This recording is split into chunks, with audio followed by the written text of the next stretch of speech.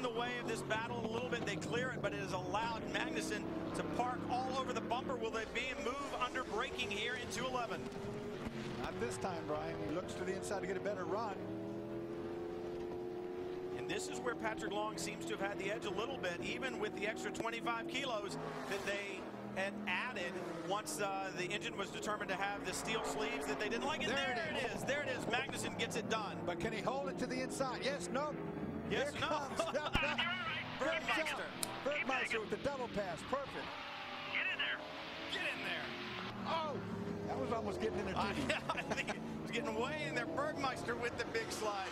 This is a battle royale. Magnussen, the little terrier, the tall German, Jörg Bergmeister in the 45 right in front of him. And now Bergmeister having to drive a bit defensively, Dorsey. That was two drivers at the top of their game giving 100%. And as soon as Magnussen got in there, he knew he was not going to be able to hold down to the apex. It was a good double pass. Jörg Bergmeister to the inside. They rubbed a little bit. That rubbing's not over yet, folks. Gilles de Ferran with about a 1 second lead over Fernandez, so we're not missing anything up there right now. This battle just too good to leave. Magnussen all over the rear bumper, and Bergmeister really beginning to drive defensively down through the corkscrew. Turns 9 and 10.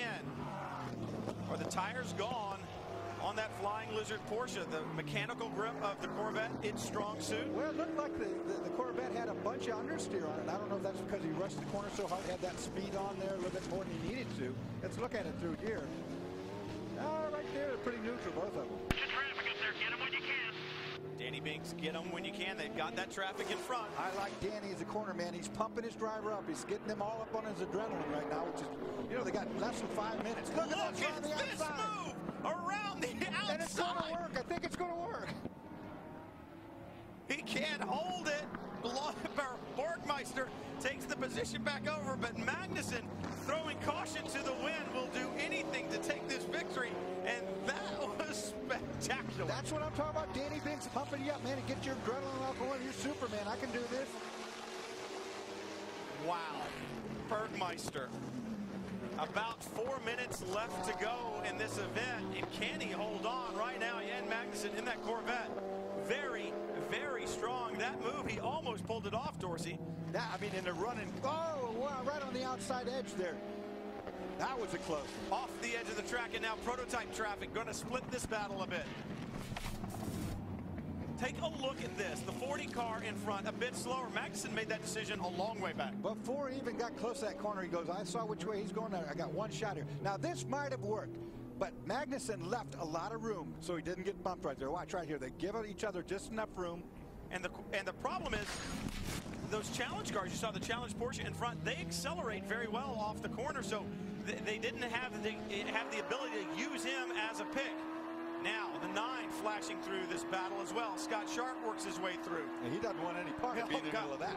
No, thank you. No, and Magnussen back looking to the outside again. You see the brake rotors glowing. Steel brakes on the GT2 cars. Carbon brakes on the prototypes. Those glowing brake rotors now easily seen here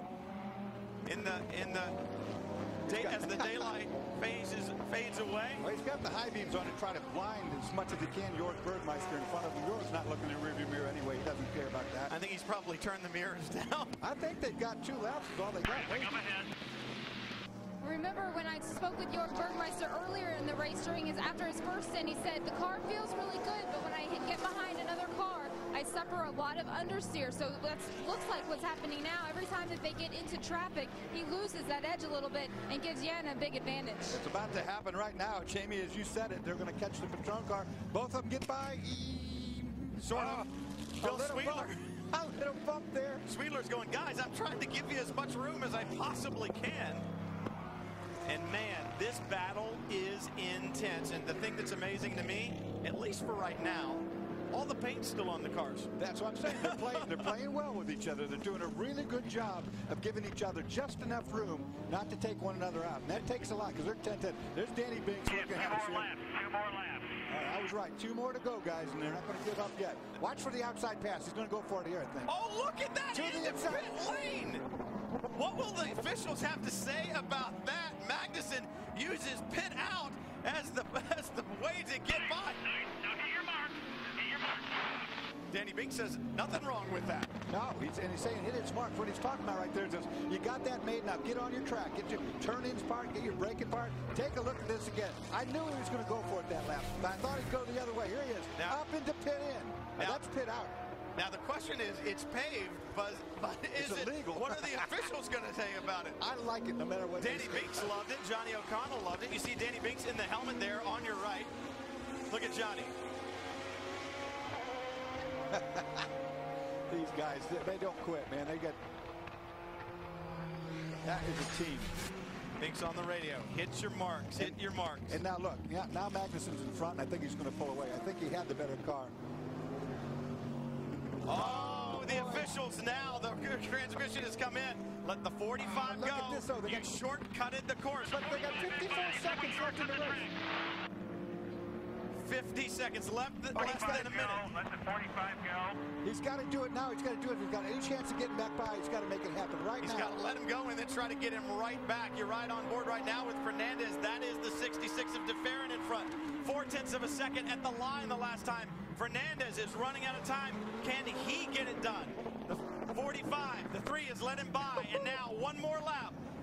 Both these drivers don't really clearly understand what happened right there. They're being told, let him by, go get him, go, guy.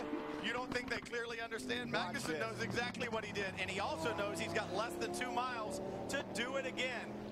Bergmeister has a reprieve, but it's just about 2 miles worth of it. The leaders have taken the white flag. This is it, the last lap on board with the... That's... Not sure where that is on the racetrack now, as dark as it is, but they are battling. Can he make it? That whole thing right now rests on, can DeFerrin go without running out of fuel? Can he make this last time round? Underneath the bridge, was that out from underneath the corkscrew? He's Fernandez right all over the back of him. This is into the corkscrew. Fernandez running out of time. Can he do it in turn 11? Does DeFerrin have the fuel? It's downhill from here. Can he save a little bit, Dorsey? Remember the brake zone at the hairpin that we made. That's the move where there. it happened. He's going to try it here again, I guarantee you. It's the only place it can happen, but DeFerrin pulls about a car length through the apex. You're almost there. Is the fuel, does he have the fuel to get it done? Right in front of him is the battle for the 45 and the 3. They're going to have another lap. The checkered flag falls. DeFerrin in his final race takes the victory, but the battle in GT2 rages on. And here comes Magnussen with a Corvette running around the outside. Will he stick there? They're going to hit. Oh, they bump. And now the 3, Magnussen loses that battle, drops wheels to the outside. It's not over with yet, Brian. He's got a couple more places he might be able to do something. Remember when Jörg Bergmeister was bumped off in the last lap at Sebring a couple of years ago, not having anything to do with it. He learned his lesson there. Was not going to happen. But Magnussen, he's not done. Boy, he's got very limited opportunity. The best place is going to be into that hairpin for the final time, coming on the pit straightaway. That's his good shot. Through turn 5, turn 6, up the hill. 7, the little right-hand kink, then the braking for the corkscrew. He's got to stay right there, and I guarantee you he'll put a fender on him this time. Last lap. Out of the corkscrew. Through turn 9, the left-hander. A right-hander, turn 10, the very fast turn 10. Then the heavy braking for 11. If Magnussen is going to get the job done, it has to be right now. Too far back. Unless a dive bomb. Not going to happen. He's going to try the exit. Now he bumps him, hits him at the exit, loosens him up. Bergmeister drives him to the wall, down the front straightaway, rubbing into the wall, and he crashes it big. Oh, they're not going to like that one. No one is going to like that one. The checkered flag falls. It's great to see the competition, but enough is enough. And now tempers are going to flare on pit road. Bergmeister survives that battle. Magnussen took the big hit. Boy, oh boy, that was a big hit. Gilles DeFerrin has taken the checkered flag in his final event. Remember the last time he retired? It was the IndyCar race at Texas Speedway when he won the final event of the season and retired. He's won the final event of the 2009 American Le Mans Series season and takes the victory and retires. But let's take a look at this. We knew this would happen. Here's Mag. He roughs him up a little bit, loosens up the portion. Now they're side by side. And Jörg brings him to the wall. That's not good. Jörg said, no, you're not going to hit me and loosen me up and take the victory like that. And they rub, and that's the hit right there. That was big. That is a very straight-on bad type of a hit. Look at this, right at you. They're up against the wall there. They're rubbing over there, and you can't play that game. Whew. You saw Jan with the bump there at the apex to loosen Jörg up, and he said, I'm not having anything to do with it. We told you there would be fireworks up until the checkered flag. You saw it, literally, the final round of the American Le Mans Series in 2009. It's been a great one.